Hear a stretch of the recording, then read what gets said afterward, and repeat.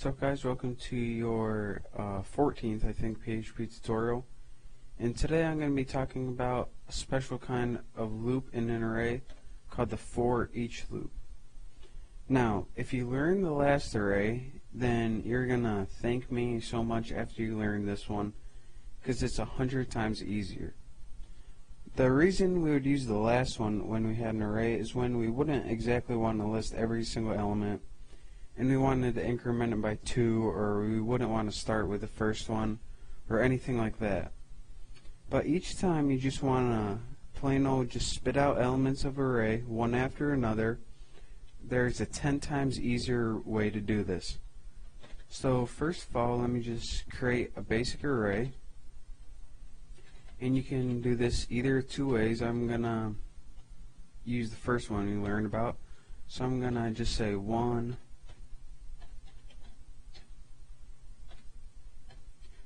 2, and 3. And now we have 3 elements in our arrays, and I'm using string of text, but you can use number if you want. And the last time we used just a basic for loop, but this time we're going to use a special thing called for each. And what this does is it allows us to go through the loop, and it's going to do it automatically without us even telling the parameters or anything, because it knows when we type for each that it doesn't need parameters. The only thing that we need to type is test as, and most people just use the variable x.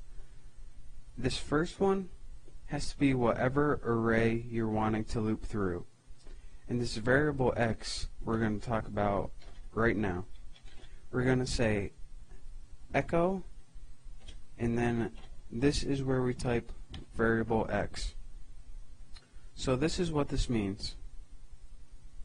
We have an array called test right here, just a basic array, and it says for each element of x, which you're going to assign right here, echo it out on the screen.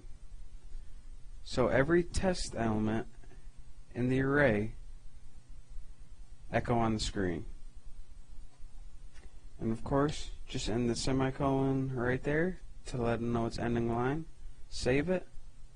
As you can see, it echoed it right on the screen. 1, 2, 3. So as you can see, it's still the last time where you had to type a bunch of parameters like x is equal to 0, define it, then less than or equal to. If you just want to go through a basic array and spit out all the elements you have in your array, this does it automatically. And you can use the same one if you add an element to the array later on and you want to spit it out later. Just use the exact same syntax and it will automatically update for you. So as you can see, this is about 100 times easier than what we learned before. I just wanted to get you guys learning the hard stuff. So once you understand that, this all should be a piece of cake. So watch my tutorial next. I don't know what we're going to learn, but it's probably going to be useful. See ya.